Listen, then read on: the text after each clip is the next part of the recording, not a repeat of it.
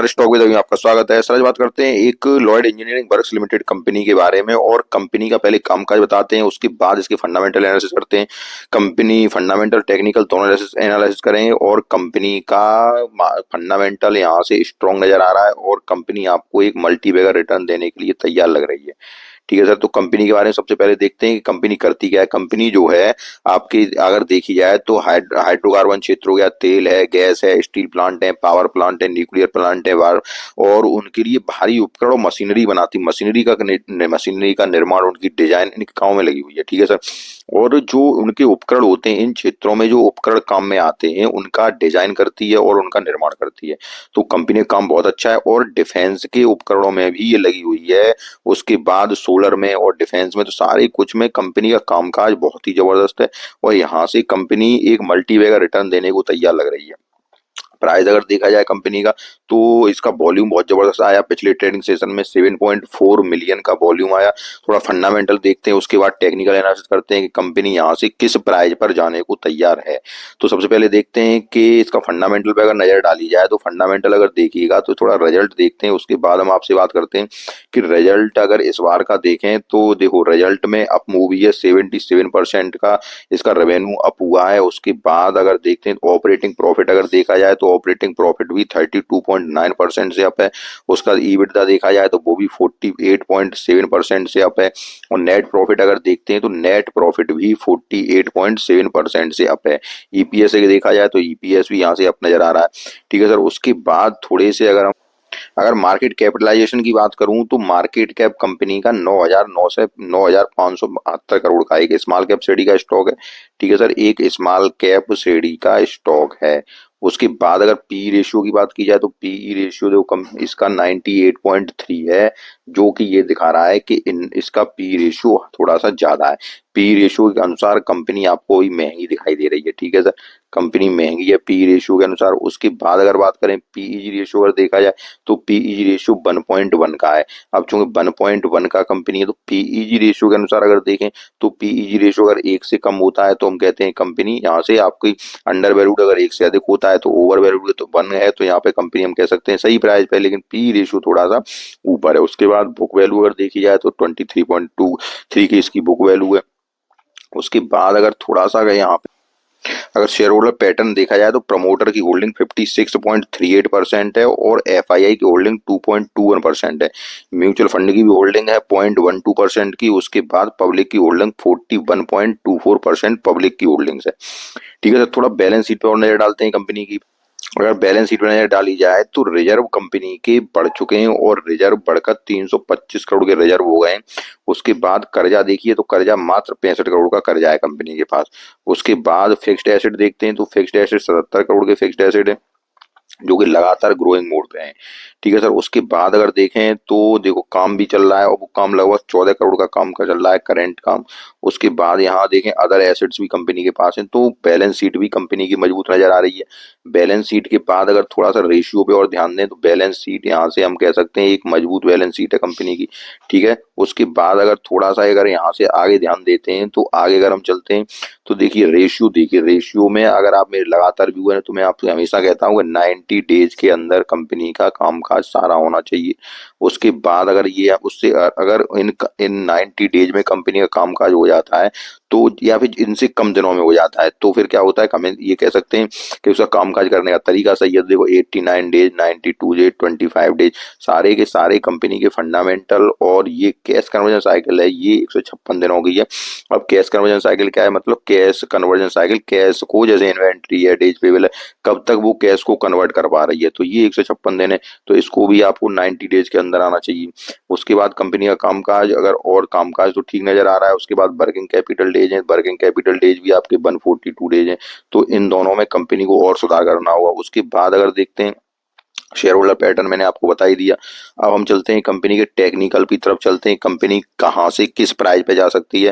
Fundamental बहुत ही जबरदस्त है। थोड़ा सा पीजी रेशियो मैंने बताया ही आपको और देखते हैं थोड़ा सा अगर यहाँ देखा जाए तो प्लेज परसेंटेज कंपनी के पास कुछ भी नहीं है, कोई शेयर प्लेज नहीं है कंपनी के पास, ये एक अच्छी बात है। और अगर सेल्स ग्रोथ देखी जाए 5 साल की और 3 साल की तो 44.9% और 107% है। उसके बाद अगर देखें तो देखो पेट्रोस की स्कोर 4 का है, जो कि ये दर्शा रहा है कि कंपनी औसत श्रेणी कंपनी है। 9 में से 4 अंक कंपनी को मिल रहा है, जो कि औसत श्रेणी कंपनी बता रहा है। और कर्जा कंपनी के पास डेब्ट इक्विटी 0.15 की है, मतलब 1 रुपया आप कंपनी में इन्वेस्ट कर रहे हो तो आपको कर्जा कितना मिल रहा है, 15 पैसे का कर्जा मिल रहा है आपको। ठीक है सर, कोई दिक्कत की बात नहीं है। उसके बाद अगर आगे चलते हैं तो आगे इंडस्ट्री का पी 44.8 का है, पी रेशियो मैंने आपको बताया ही अभी। और आरओसी आरओई है जो वो भी दोनों जबरदस्त हैं, 28.3 की है और 26.2 की है। तो कंपनी के फंडामेंटल सारे जबरदस्त नजर आ रहे हैं, आरओसी आरओई दोनों ही अच्छी नजर आ रही हैं। उसके बाद कंपनी के पास कोई कर्जा नहीं है, पेट्रोस की स्कोर 4 का है जो कि औसत का बता रहा है, और कोई भी प्लेज परसेंटेज नहीं है, जो कि ये दर्शाता है कंपनी का फंडामेंटल बहुत ही मजबूत है। अब टेक्निकल देखते हैं कंपनी टेक्निकल क्या रूप से चल रही है। अब देखते हैं कंपनी की जो आरएसआई है वो 67.4 की है, जो कि आरएसआई एक मिड रेंज में है। उसके बाद देखो एमएसीडी इंडेक्स पॉजिटिव नजर आ रही है, एमएसीडी सिग्नल पॉजिटिव है। अब यहाँ पे अगर आगे चलते हैं तो ये आगे देखिएगा। उसके बाद वॉल्यूम अगर यहाँ देखें तो वनडे का वॉल्यूम जो है 3.2 मिलियन और वीकली वॉल्यूम 1.7 मिलियन है। एवरेज अगर वॉल्यूम देखा जाए तो एवरेज वॉल्यूम आपका 41.21% का इसका वीकली डेली वॉल्यूम आ रहा है। ठीक है सर, उसके बाद अगर देखें तो यहाँ पे अगर देखते हैं तो ये देखिए मोमेंटम देखिए इसका, जो कि आपको 20 डे मूविंग एवरेज के ऊपर है, 30 डे मूविंग एवरेज के ऊपर है, सारे के सारे मूविंग एवरेज के ऊपर है कंपनी, जो कि ये दर्शा रही है कंपनी कितने बुलिश पैटर्न में चल रही है। ठीक है सर, काफी बुलिश पैटर्न में चल रही है कंपनी। और उसके बाद अगर आगे चलते हैं ऑसिलेटर ट्रेंड भी देखें तो ये भी पॉजिटिव नजर आ रहा है। ठीक है सर, यहाँ से हम आगे आए बीटा अगर देखते हैं तो कंपनी का बीटा 1 मंथ का है जो 0.83% है, जो कि ये दर्शा रहा है कम वॉलेटाइल है। लेकिन 1 साल का ये वॉलेटाइल है कंपनी, और 3 मंथ में भी वॉलेटाइल रही है कंपनी। उसके बाद अगर यहाँ देखें तो सारे सपोर्ट से ऊपर चल रही है, सपोर्ट इसके 79.66 का और 76, ये सपोर्ट जोन से भी ऊपर चल रही है कंपनी। ठीक है, अब आगे के जो रजिस्टेंस है तो आगे हम चार्ट पे चलते हैं और देखते हैं कहाँ रजिस्टेंस ले रही है, कहाँ क्या कर रही है कंपनी।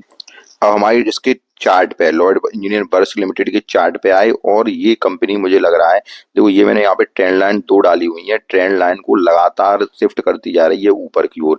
ये मैंने ट्रेंड लाइन क्यों डाली है कि एक ट्रेंड लाइन यहाँ आ गई, एक ट्रेंड लाइन यहाँ आ गई, ट्रेंड लाइन को कंपनी शिफ्ट कर रही है। ठीक है सर, जब कंपनी ट्रेंड लाइन को शिफ्ट करती है तो हम कह सकते हैं कि एक जबरदस्त बुलिश पैटर्न में कंपनी चल रही है। अब देखिए अब आपको क्या करना है, एक तो आरएसआई इसकी थोड़ी सी ऊपर है। उसके बाद अगर देखो यहाँ पे ये स्टॉक इस रेंज में चल रहा है, किस रेंज में चल रहा है, 82 की रेंज में चल रहा है। अब चूंकि मैं निवेश की बात करता हूँ कंपनी में, जब निवेश की बात करते हैं तो ये देखिए आपको स्टॉक कौन सी प्राइस पे लेना चाहिए।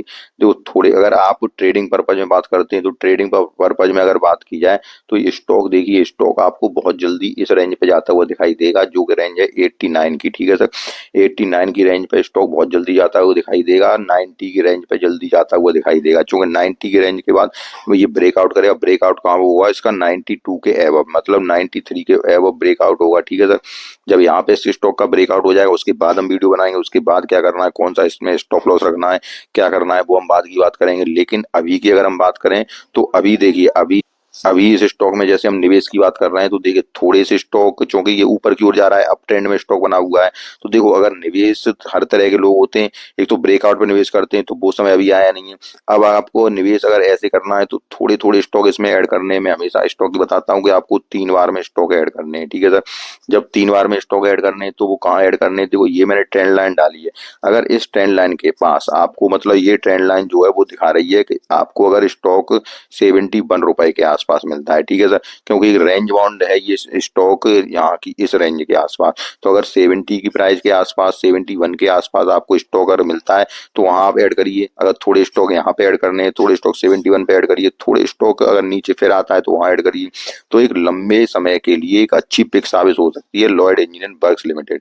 लेकिन यहाँ पे भी ये ध्यान रखिए कि जब इस रेंज को ये स्टॉक तोड़ देगा यहाँ पे रेंज को, ठीक है, जब इस रेंज को ये स्टॉक तोड़ देगा तो बहुत जल्दी स्टॉक 100 के पास भी जाता हुआ दिखाई देगा। ठीक है सर, अगर इस रेंज को तोड़ता है उसके बाद में आपको वीडियो बनाऊंगा। अगर आपको शॉर्ट टर्म में पिक करना है, लॉन्ग टर्म शॉर्ट टर्म दोनों के लिए स्टॉक अच्छा साबित हो सकता है। लॉन्ग टर्म में चाहो तो लॉन्ग टर्म में स्टॉक के थोड़े थोड़े यहाँ स्टॉक पिक करिए, थोड़ा नीचे आता जाए तो अपना लॉन्ग टर्म का नजरिया बना लीजिए। जैसे 3 साल का नजरिया बनाना है तो आज थोड़े पिक कर लीजिए, 3 बार में क्वांटिटी ले लीजिए। मान लो हमें को इसकी स्टॉक की कितने पे चल रहा है, 80 पे चल रहा है। अगर स्टॉक की मान लो 80 क्वांटिटी लेनी है, कितनी 100 क्वांटिटी लेनी है, तो 100 क्वांटिटी आप 3 बार में ले लीजिए, 30 करके ले लीजिए।